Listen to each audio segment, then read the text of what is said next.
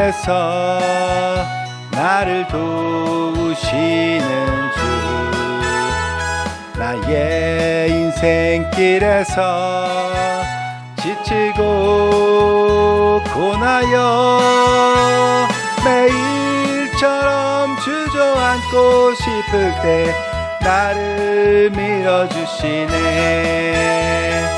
일어나 걸어라, 내가 새 힘을 주리니. 일어나 너 걸어라, 내 너를 도우리.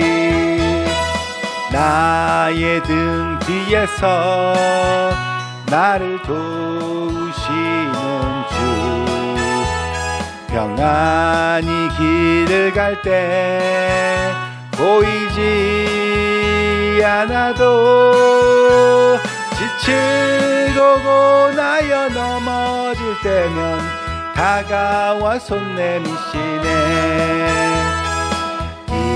일어나 걸어라, 내가 새 힘을 주리니. 일어나 너 걸어라, 내 너를 도우리. 나의 등 뒤에서 나를 도우시는 주, 때때로 뒤돌아보면 여전히 계신 주, 잔잔한 미소로 바라보시며 나를 재촉하시네.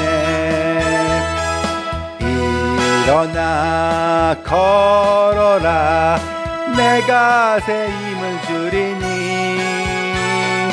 일어나 너 걸어라, 내 너를 도우리.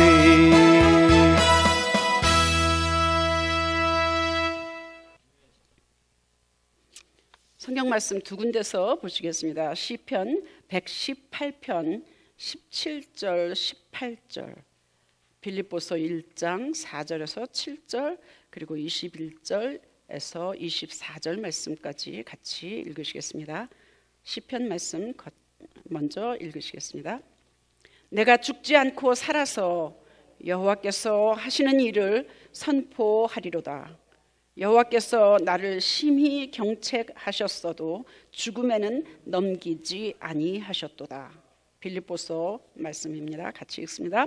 나는 기도할 때마다 항상 여러분 모두를 마음에 두고 기쁨으로 간구합니다. 여러분이 첫날부터 지금까지 복음을 전하는 일에 함께 참여하고 있기 때문입니다. 여러분 가운데서 선한 일을 시작하신 분이 그리스도 예수의 날까지 그 일을 완성하실 것입니다. 나는 이것을 확신합니다. 내가 여러분 모두를 이렇게까지 생각하는 것은 나로서는 마땅히 해야 할 일인 줄 압니다. 그것은 내가 여러분을 나의 마음에 간직하고 있기 때문입니다. 내가 갇혀 있을 때나 복음을 변호하고 확증할 때에나 여러분 모두는 나와 함께 은혜에 동참한 사람들입니다. 나에게는 사는 것이 그리스도이시니 죽는 것도 유익합니다. 그러나 육신을 입고 살아가는 것이 나에게 보람된 일이라면 내가 어느 쪽을 택해야 할지 모르겠습니다.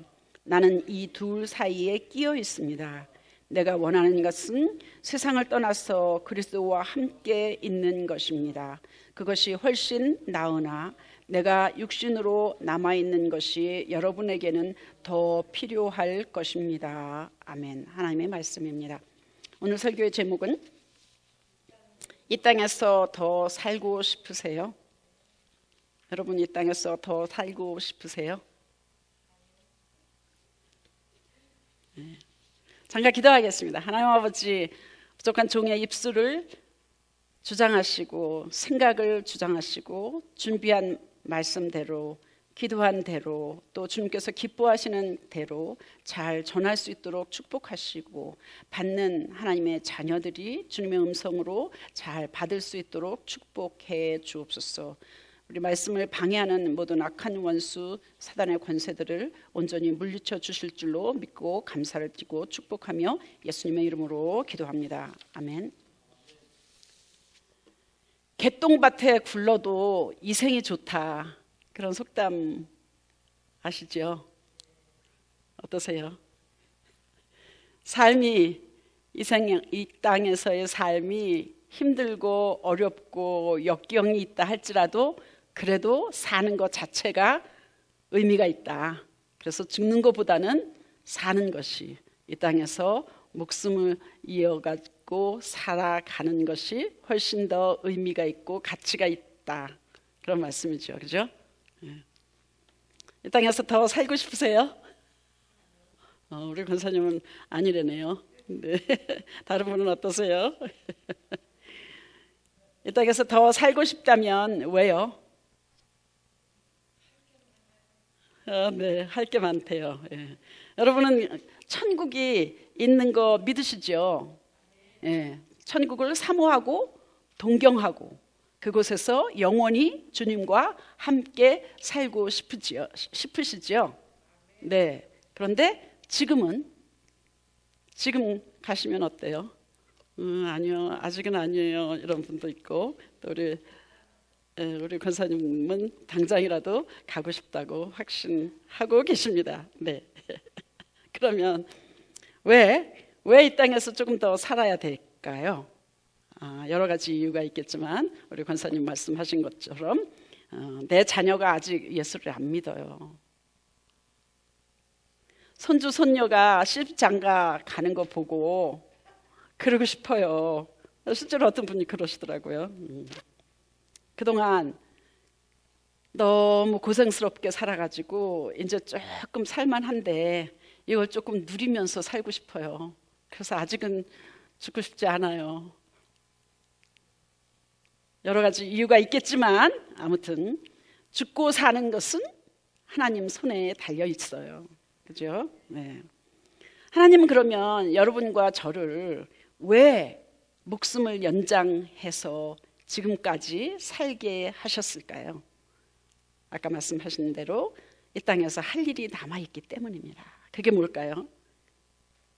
아까 이야기한 대로 손주 손녀 재롱 보고 결혼하는 것까지 보고 잘 먹고 잘 살게 됐으니까 이제 조금 더 누리라고? 아니에요. 네. 오늘 본문 말씀 시편과 빌립보서 본문에는 왜 하나님이 이 땅에서 목숨을 연장해서 더 살게 하셨을까 하니까 시편 기자는 이렇게 이야기해요. 여호와께서 하시는 일을 나는 선포하리라다, 이렇게 다짐하고 있습니다. 시편 기자는 많은 고난을 겪었습니다. 원수들이 그 주위에서 목숨을 위협하고 계속해서 힘들게 한 그런 고난을 겪었습니다. 그래서 하나님은 나를 경책, 벌하시고 힘들게 하셨지만 결국은 내 목숨까지 앗아가지는 않으셨어. 그래서 나는 하나님이 더 살려주셨기 때문에 나는 남은 생을 살면서 하나님께서 내게 어떻게 하셨는지, 하나님께서 하나님 나라를 어떻게 확장하시는지 나를 통해서 하나님 영광을 받으시도록 이 땅에서 더 살기를 원합니다. 찬양하고 있습니다. 기도하고 있습니다. 빌립보서에서도 바울은 복음을 전하는 일에 참여하라고, 오늘 하나님 말씀 한번 쭉 읽어보시면 그렇게 나와 있어요. 빌립보서 1장에서 계속해서 말씀하고 있어요. 여러분이 첫날부터 지금까지 복음을 전하는 일에 함께 참여하고 있기 때문입니다. 복음을 전하는 일에 참여하려고, 선한 일을 하게 하려고, 복음을 변호하고 확증하는 일을 하려고, 은혜에 동참하는 일을 마땅히 해야 할 일이라고, 보람된 일을 하라고, 성도들에게 더 필요한 일을 하라고, 사는 이유를, 더 살게 하는 이유를 분명히 바울은 이야기하고 있습니다. 바울의 옥중 서신 네 개가 있는데 그 중에서 빌립보서가 가장 늦게 쓴 그 편지 책입니다. 그런데 빌립보서는 감옥에서 쓴 책. 그런데 빌립보서의 주제는 기쁨입니다. 감옥에서 쓴 책의 주제가, 편지의 주제가 기쁨이라니 이해가 가지 않지만 그것이 신비입니다. 어떻게 감옥에서 쓴 편지의 주제가 기쁨일 수가 있을까? 어떻게 고난 가운데 꼼짝하지 못하고 감옥에 갇혀 있는 그런 바울이 성도들에게 쓴 편지가 기쁨일까? 어떠세요? 오늘은 대강절 셋째 주일입니다.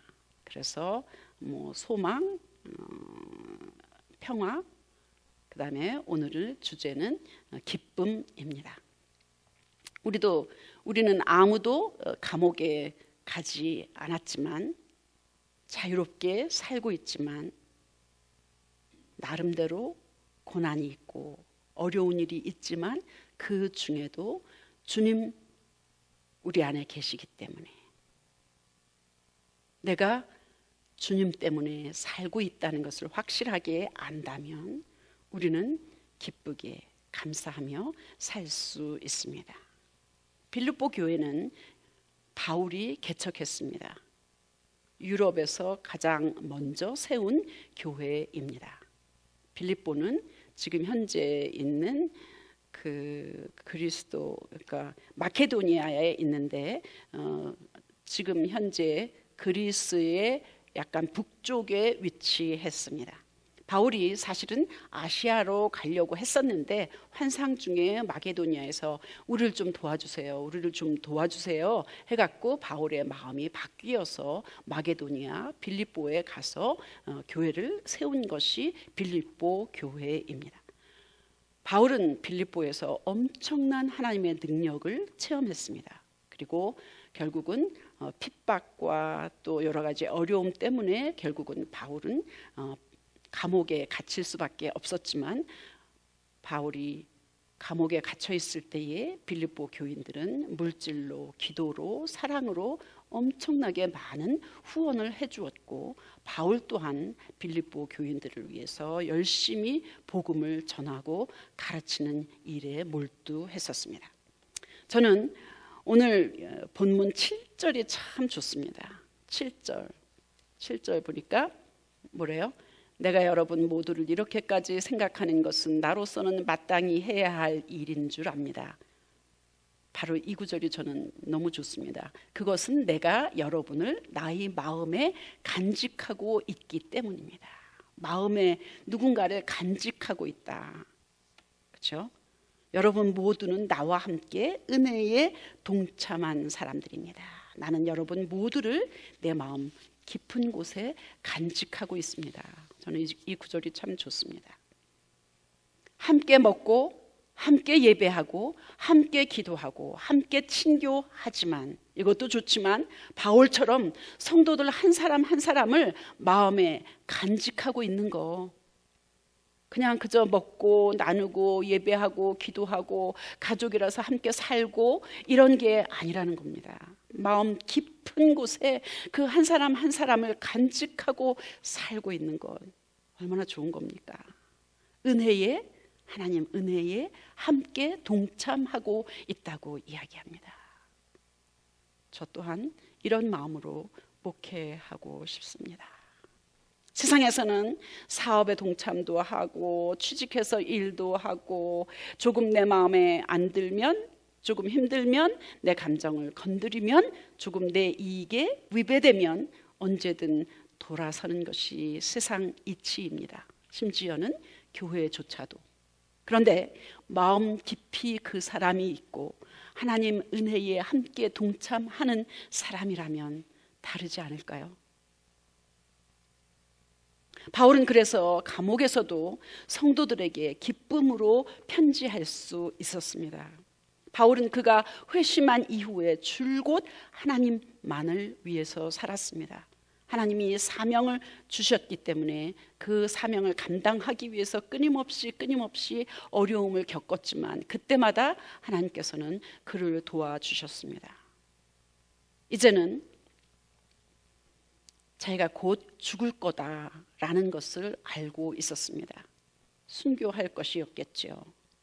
인간적으로는 분명히 두려운 일이었지만 그래도 순교는 엄청난 영광스러운 일이기 때문에 그것을 위해서 자기는 죽을 것을 알고 있었기 때문에 그는 감사했습니다. 그는 기뻐했습니다. 그는 고백합니다. 나는 삶과 죽음 사이에 끼어 있다. 내가 바라는 것은, 내가 사모하는 것은, 내가 원하는 것은 하루속히 이 세상을 떠나서 하나님과 영원토록 그곳에서 천국에서 영원히 살 것이다. 그 천국은 지금 이 땅에서의 그 삶과 비교할 수 없이 엄청 더 훨씬 더 비교할 수 없을 만큼 좋은 곳이라 나는 속히 그곳에 가고 싶다. 그러나 한편으로는 하나님이 나를 더 살게 해주신다면, 목숨을 연장해 주신다면 나는 하나님께서 주신 사명을 위해서 살겠습니다. 그것이 빌립보 교인들, 당신들에게는 훨씬 더 좋은 일입니다. 내가 복음을 더 전하고 내가 하나님 사랑을 더 주면서 더 보살피고 그렇게 할 거기 때문에 오히려 그것이 더 이 땅에 사는 동안에 할 수 있는 좋은 일이다. 그래서 결국은 죽을 수도 살 수도 없고 이 둘 사이에 나는 끼어 있다라고 이야기합니다. 이 세상에서 조금 더 살아야 할 이유가 있다면 그건 바로 성도들, 사람들의 영혼 구원을 위해서 복음을 전하기 위해서 하는 일이라고 바울은 분명히 알고 있었습니다. 삶의 목적, 더 살아야 하는 이유가 분명했기 때문에 바울은 기뻐하고 이렇게 해도 괜찮고 저렇게 해도 괜찮고 이렇게 감사하고 있었습니다. 여러분도 이미 들으신 이야기일 겁니다. 어느 젊은이가, 어느 학생이 열심히 길에 바삐 가더랍니다. 그래서 이 노인이 어딜 그렇게 바쁘게 가니? 학교에 가요. 학교 가서 뭐 하는데? 공부해야죠. 공부 열심히 해야죠. 공부 열심히 해서 뭐 할 건데? 졸업할 거죠. 좋은 성적으로. 그럼 졸업해서 좋은 성적으로 졸업하면 뭐 할 건데? 그러면 좋은 잡을 가질 수 있겠지요. 그럼 좋은 잡을 가져서 뭐 할 건데? 돈 많이 벌어야죠. 돈 많이 벌어서 뭐 할 건데? 결혼해야죠. 결혼해서 뭐 할 건데? 애들 낳고 잘 살아야죠. 잘 키워야죠. 그럼 애들 낳아서 뭐 할 건데? 그러면 뭐 좋은 집도 사고 좋은 차도 사고 그리고 뭐 여행도 가고 뭐 이렇게 하겠죠. 그렇게 얘기하는 거예요. 그러면 너 소망은 지금까지 얘기한 그거겠네. 건강, 행복한 가정, 부유하게 사는 것, 그것이 소망이네. 그러면 그 다음에는 뭐 할 건데? 늙겠죠. 그 다음엔 늙고 나서는 뭐 할 건데? 죽겠죠. 그럼 결국 공부 열심히 하고 열심히 좋은 학교 나오고 결혼해서 자식 낳고 뭐 다 하는 게 결국은 죽기 위해서 하는 거구만. 결국 죽기 위해서 그거 하는 거냐? 이렇게 얘기를 하더랍니다. 그 노인이 나도 그 젊은이처럼 그랬었어요. 내가 예수님을 인격적으로 개인적으로 만나기 전까지는 그저 눈에 보이는 것을 위해서 열심히 살고 바쁘게 살고 그렇게 살았습니다. 내가 어디서 와서 어디로 가는지, 나의 인생 목적이 무엇인지 그저 바쁘고 열심히 그렇게 살았습니다. 그런데 이제 와서 생각해 보니까 예수님을 만나고 나니까 이 땅에 사는 목적은 나를 지으신 하나님이 나를 이 땅에 보내셔서 하나님의 일을 하라고 그렇게 해 주신 거라는 것을 뒤늦게야 알았습니다. 그렇습니다. 똑같은 인생을 살아도, 똑같은 비즈니스를 해도, 똑같이 직장 생활을 해도, 똑같이 어려움을 겪어도 인생의 의미, 인생의 목적이 무언지를 확실히 알고 사는 사람과 그렇지 않은 사람하고는 엄청난 차이가 있습니다. 예수를 만난 사람은, 성령을 받은 사람은, 인생의 목적을 주 안에서 확실하게 아는 사람은 똑같은 직장, 똑같은 비즈니스를 하더라도 나의 목적이 하나님 나라에 있는 것과 아닌 것과는 엄청난 차이가 있습니다. 물론 하루에 7, 8시간 또 때로는 10시간 직장 생활을 하고 비즈니스를 한다 할지라도 하루에 대부분의 시간을 눈에 보이는 일 때문에 보낸다 할지라도 나의 목적이 하나님 안에 있는 것과 그렇지 않은 것 갖고는 엄청난 차이가 있다는 겁니다. 그래서 우리는 어떤 상황에서도 평안하고 어떤 상황에서도 기쁘고 감사할 수가 있습니다. 그럴 때에 신기한 체험 우리는 가질 수 있습니다. 여러분 다 그런 거 있으시죠? 기쁘고 감사하고 눈에 보이는 어떤 것 때문이 아니라 그래서 우리는 더 감사할 수 있습니다. 그것이 신비이고 놀라운 일입니다. 최고의 인기를 가진 배우, 가수 이런 사람들도 또 최고의 권력과 부를 가진 사람들도 세상 것 다 누려 유흥, 쾌락, 여행, 가장 최고의 음식, 최고의 모든 것들을 다 가져봤지만 결국은 나중에 우울증, 마약 중독, 결국은 자살로 생을 마감하는 사람들이 꽤 있습니다. 인간은 나를 만드신 하나님에게서 벗어나서는 결코 만족할 수가 없기 때문입니다. 그래서 솔로몬도 첩을 몇백 명을 거느리고 또 세상에 가장 부했고 그런 사람이지만 부귀 영화를 다 누리고 나서 하는 말이 헛되고 헛되고 헛되도다. 모든 것이 헛되도다 이야기하지 않았습니까? 전도서 3장 11절에서는 하나님은 인간에게 영원을 사모하는 마음을 주셨다 그랬습니다. 영원을 사모하는 마음을 주셨기 때문에 하나님은 인간에게 눈에 보이는 이런 것으로는 결코 만족할 수 없다는 것입니다. 영원을 사모하는 마음을 주셨기 때문에 영원하지 않은 것, 세상 것, 눈에 보이는 것, 육신의 것 아무리 많이 가졌어도 만족할 수가 없게 되어 있습니다. 그것은 일시적이고 한정적이고 썩어 없어질 것이기 때문에 몸으로, 마음으로, 정신으로, 눈으로 그냥 풍요해도 사람은 결코 만족할 수가 없습니다. 우리는 이렇게 창조되었습니다. 따라서 몸, 마음, 정신 이런 게 만족하더라도 우리의 영은 공허함을 느낄 수밖에 없다는 겁니다. 예수님만이 우리의 영에 만족을 줄 수 있게 되어 있습니다. 전도서 12장 1절에도 보니까 너는 청년의 때에 너의 창조주 하나님을 기억하라. 곤고한 날이 오기 전에 나는 아무 낙이 없다고 느끼기 전에 너의 창조주 하나님을 기억하라고 말씀하십니다. 하나님을 목적 삼고 왜 사는지를, 왜 더 살아야 하는지를 모르면 아무리 바빠도, 아무리 높아도, 아무리 풍요해도, 아무리 많이 가졌어도 헛된 것입니다.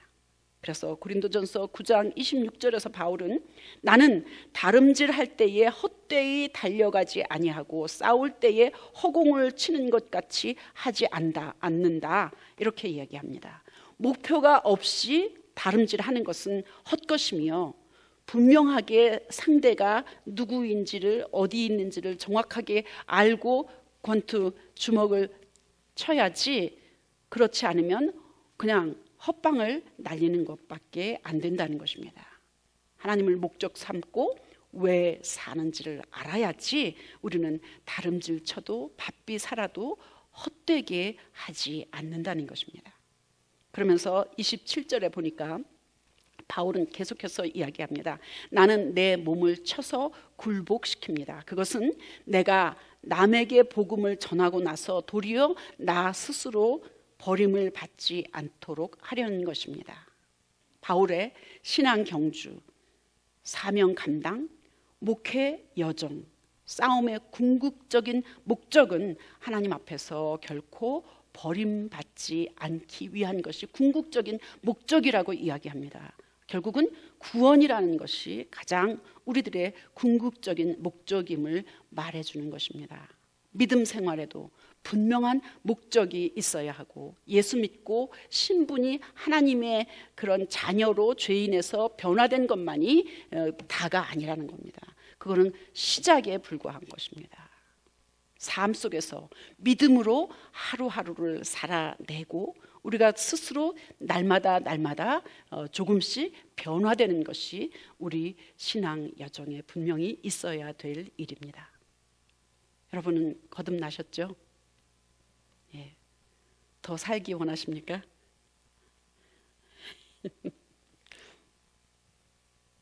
여러분은 천국이 있다는 것을 분명히 믿으시죠? 아멘. 네.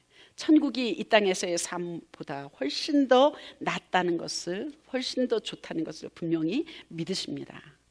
그럼에도 불구하고 이 땅에서 아직 더 살아야 할 이유가 있다면 하나님 나라를 확장하고 하나님께서 원하시는 하나님의 자녀를 하나님 앞에 돌아오게 하는 그런 것이 분명한 목적이어야만 합니다.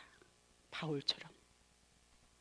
에베소서 2장 10절은 이렇게 이야기합니다. 우리는 하나님의 작품입니다.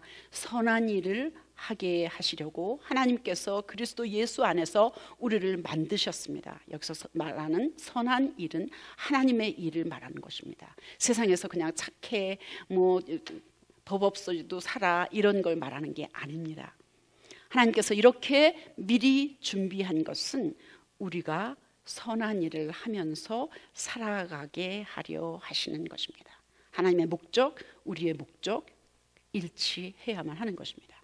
우리가 이 땅에서 살아야 하는 목적을 분명히 말해주고 있습니다.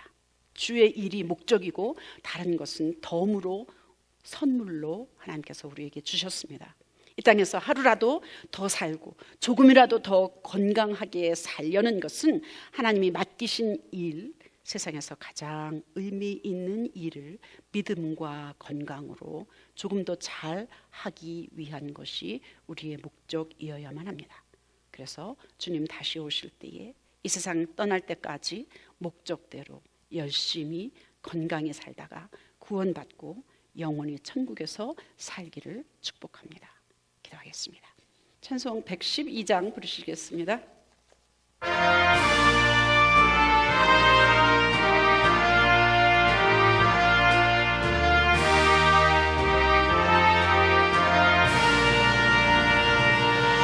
그 맑고 환한 밤중에 문천사 내려와 그 손에 비파 들고서 다 찬송하기를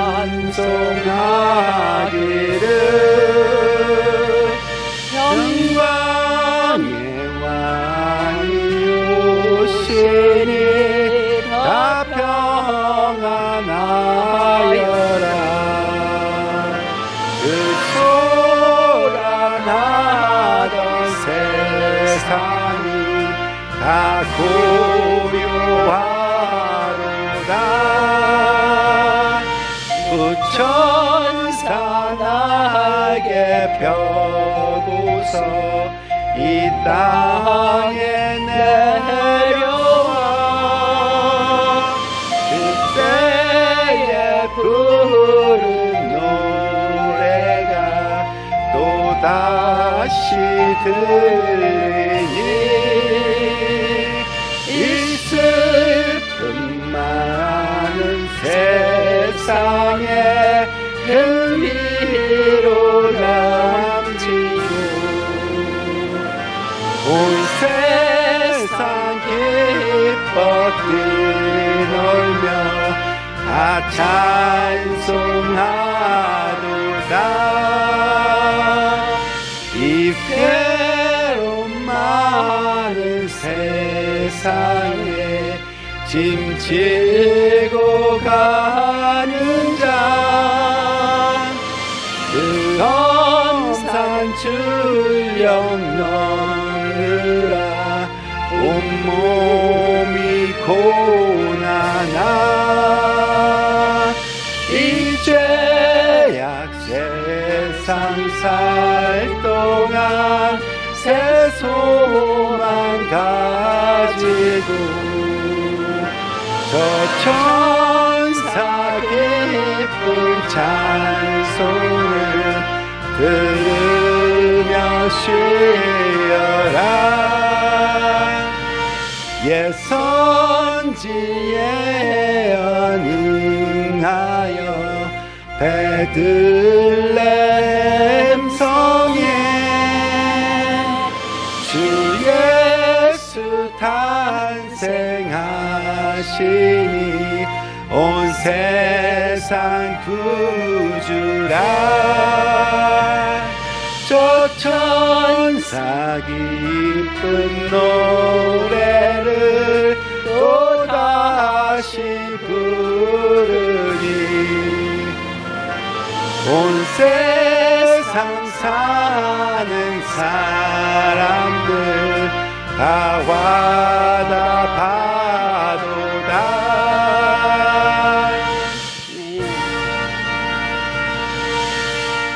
우리는 예배 중에 기도했습니다. 옛 선지 믿음의 선조들이 가사를 써놓은 대로 우리 마음을 다해서 찬송했습니다. 주님의 말씀을 듣고 전했습니다. 하나님께서 우리에게 주신 그 인생의 목적대로 살기를 소원합니다.